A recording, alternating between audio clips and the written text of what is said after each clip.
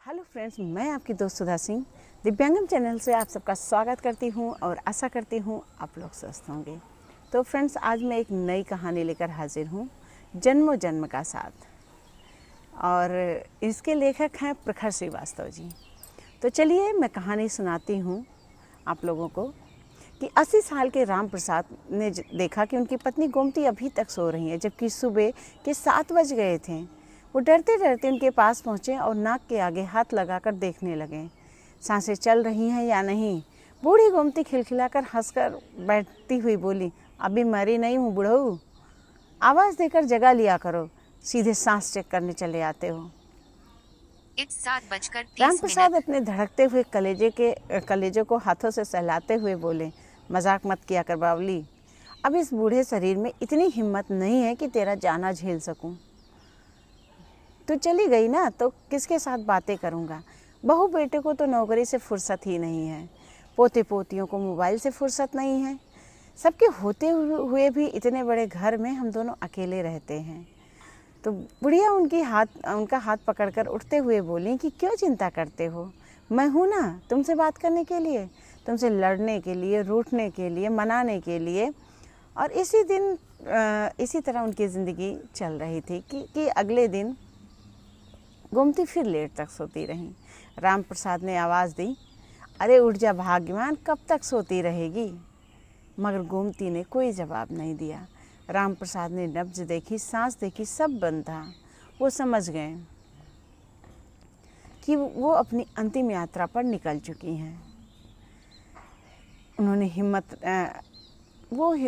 उसे हिम्मत रखना चाहिए था, मगर उनके दिल में गुबार सा उठ रहा था। 60 साल तक जिसके साथ रहने की लत लग चुकी थी, उसका जाना उनसे सहन नहीं हुआ। अचानक वो झटके के साथ उस पर झुक गए और घुटने मुड़ गए, पर हाथ नहीं छूटा उनका।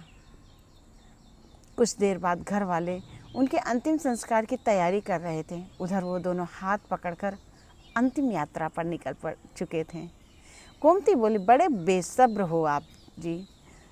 राम प्रसाद जी ने कहा कि अकेले पीछा छुड़ाकर भाग रही थी, 7 जन्मों का वादा भूल गई हो, ऐसे नहीं जाने दूंगा तुम्हें। गोमती उनका हाथ कसकर पकड़ते हुए बोली, अब तो बड़े चिपकू हो जी, मगर मुझे आपकी आदत बहुत पसंद है। फिर वो दोनों आसमान में कहीं खो से गए। तो गाइस, ये होता था प्यार, जन्मों जन्म का बंधन होता था प्यार। आजकल की तरह नहीं कि सिंदूर पड़ जाने से कोई पति नहीं बन जाता, या सिंदूर पड़ जाने से मंगलसूत्र पहन लिया और 2 दिन बाद आप किसी और के साथ, आपका मन किसी और के साथ रहा, तन किसी और के साथ रहा, तो ये प्यार नहीं होता था। उस ज़माने में प्यार में तन और मन दोनों एक ही इंसान के साथ रहता था, और शादी के बाद वो पति का होता था, पति के साथ ही वो रहते थे। और एक बात और कहना चाहूँगी, जो लोग जवानी में अपनी पत्नियों की कद्र नहीं करते हैं, उन्हें उल्टा सीधा बोलते हैं, उन्हें लगता है कि हाँ अभी जो भी है कुछ है ठीक है, जैसी चल रही है वैसे, ये मेरे पसंद की नहीं है, ना पसंद है, या जो भी चीज़ें हैं, बुढ़ापे में यही जीवन साथी आपका साथ देती है। आपके ना घर वाले साथ देंगे, ना आपका बेटा साथ देगा, ना आपकी बहू साथ देगी, ना आपके माता पिता तब तक तो रहेंगे नहीं, ना आपके दोस्त व्यवहारी साथ देंगे। पर बुढ़ापे में अगर कोई रिश्ता साथ देता है तो पति पत्नी का। पर लोगों को ये लगता है कि नहीं, वो जब तक जवानी में रहते हैं तब तक उन्हें उसी पत्नी की कोई कदर नहीं रहती। वो पत्नी में लाखों खमियां निकालते रहते हैं, ये ऐसी है, वैसी है, ऐसे करती नहीं है, वैसे नहीं करती, माता पिता की सेवा नहीं करती। अरे माता पिता की वो सेवा क्यों नहीं करती? जब आपके माता पिता उस एज में पहुंचेंगे, अगर वो तब उस समय उनकी सेवा नहीं करेगी, तब आप उन्हें ताना दीजिए। आप अभी जवानी में आपके माता पिता के हाथ पैर चल रहे हैं, वो अपना काम खुद कर सकते हैं, तो इसमें सेवा करने वाली क्या बात आ गई? अब खाना तो वो दे ही रही है, खाना पीना दे रही है, उनकी दवाओं का ध्यान रख रही है, तो यही तो सेवा है। तो गाइस, ऐसा होता है पति पत्नी का रिश्ता। एक तरह से अगर देखा जाए, अगर दोनों में समझ है तो सबसे सुंदर रिश्ता अगर कोई होता है तो पति पत्नी का। लेकिन अगर समझ नहीं है तो सबसे ख़राब रिश्ता होता है। आधा टाइम तो लड़ाई झगड़े में बीत जाएगा, आधा टाइम बचेगा तो भाई आप कमाने में रह जाएंगे, आधा टाइम आप थोड़ा बहुत बच्चों के साथ करेंगे। इस तरह पति पत्नी का रिश्ता कई तरह से मतलब कई रंग लेके आता है। लेकिन जब ये रिश्ता आप समझ जाते हो, इस रिश्ते को आप समझने लगते हो, तो यही रिश्ता सबसे सुंदर होता है, सबसे।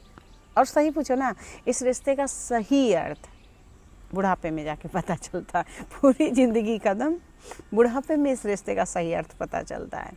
तो फ्रेंड्स, ये कहानी बहुत प्यारी थी। अगर ये कहानी पसंद आती तो please like comment and share कीजिएगा। उस कहानी को ढेर सारा प्यार दीजिएगा और लोगों तक पहुंचाइएगा, ताकि लोग समझ सकें कि प्यार क्या होता है।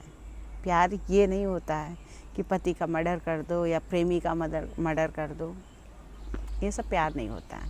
प्यार एक ऐसी चीज़ होती है जिसे आप अगर प्यार कर रहे हो तो वो किसी दूसरे के लिए बाधा ना बने। प्यार ये होता है। तो अगर ये कहानी पसंद आती है या किसी की ज़िंदगी ना ले,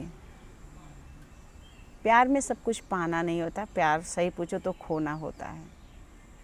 राधा कृष्णा का प्यार आप लोग देखे ही हैं कि वहाँ पर ना राधा ने कुछ पाने की जिद की, चाहते तो भगवान थे, वो दोनों मिल सकते थे, लेकिन उन्होंने समाज को यही संदेश दिया कि प्यार का मतलब पाना नहीं होता है। प्यार एक बहुत ही खूबसूरत एहसास है और उसे एहसास ही रहने देना चाहिए। तो गाइस, अगर ये कहानी पसंद आती है तो please like comment and share कीजिएगा। उस कहानी को ढेर सारा प्यार दीजिएगा। फिर मिलती है नई कहानी के साथ, एक नए जोश के साथ। तब तक के लिए bye bye friends. Thanks for watching.